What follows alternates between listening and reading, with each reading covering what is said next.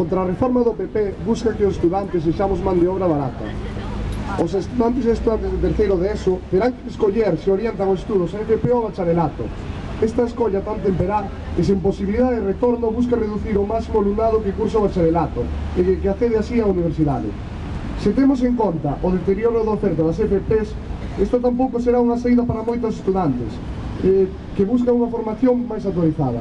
A isto temos que engadirlle a reducción da oferta de bacharelatos que teñen que impartir nos centros, pasando do mínimo de 2 modalidades a unha soa. Por lo tanto, o estudantado das zonas rurais ou con dificultades económicas terá que estudar a opción que lle ofrezca o centro máis próximo ou pagar do seu teto o desplazamento a outro centro. Isto reducirá aínda máis a poboación no rural, incrementará o abono da escola e dificultará que se cursen os estudos desexados. As e os estudantes e as familias pagarán máis por un ensino de peor calidade. En setembro, o goberno do PP decidiu aumentar o IBE do material escolar a un 21%, que se suma a suba de outros produtos básicos e do transporte, nun momento de grandes dificultades económicas para a maioría das familias. A eliminación de 2.500 profesores, dende a chegada de Feijóo ao goberno galego, a masificación de estudantes nas aulas e a reducción de contidos para moitas materias, iso sí, para a religión non, empeoraron gravemente a calidade do ensino que recibirán os estudantes que seguirán sen ser laico. En Galiza aumentan as tasas universitarias, mentres na maior parte de Europa siguen sendo gratuitas. O goberno de Feijóo incrementa as tasas de primeira matrícula pos vindeiros 3 anos, o que vai impedir o acceso do ensino superior das persoas económicamente máis desfavorecidas. Este curso xa se aumentou a segunda matrícula nun 20%, a terceira matrícula nun 66% e a cuarta nun 90%. Mentres, Alemanha, Dinamarca, Austria, Finlandia, Noruega ou Suecia, a matrícula é totalmente gratuita.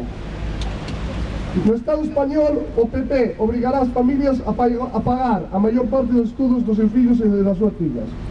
Ao mesmo tempo, o PP endurece os requisitos para percibir axudas ao estudo. A partir deste curso, necesitaremos ter aprobado un mínimo dun 85% dos créditos nas carreiras técnicas e o 100% nas restantes e cunha media superior a 6 puntos para poder obter esa bolsa.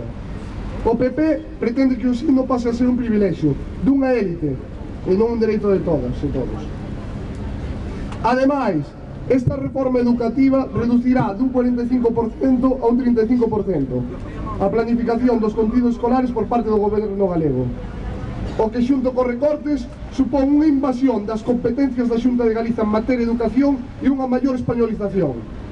Por todo isto, o estudantado galego rexeita os sucesivos recortes no ensino público galego, tanto por parte da Xunta de Galiza como por parte do goberno central. Así mesmo, rexeitamos a contrarreforma educativa do PP, impulsada polo goberno Rajoy e aprobada xa no Consello de Ministros, porque supón a imposición dun modelo educativo sectario e clasista. Por todo isto, pedimos a súa retirada e anunciamos que no caso de que iso non aconteza, continuaremos as movilizacións ata que rectifiquen esas políticas. As mozas e mozos galegos creemos que é necesario defendermos os nosos dereitos e non permitir que destruan o noso futuro os mesmos que están condenados ao paro e á miseria a ambas capas da sociedade galega.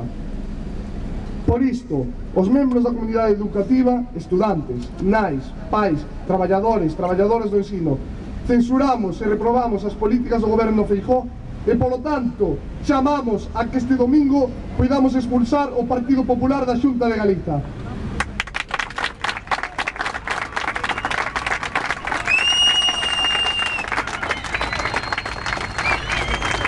Non permitamos que gobernen os que están a desmantelar o ensino público galego.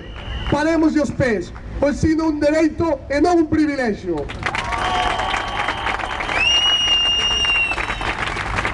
O ensino é un dereito e non un privilexio.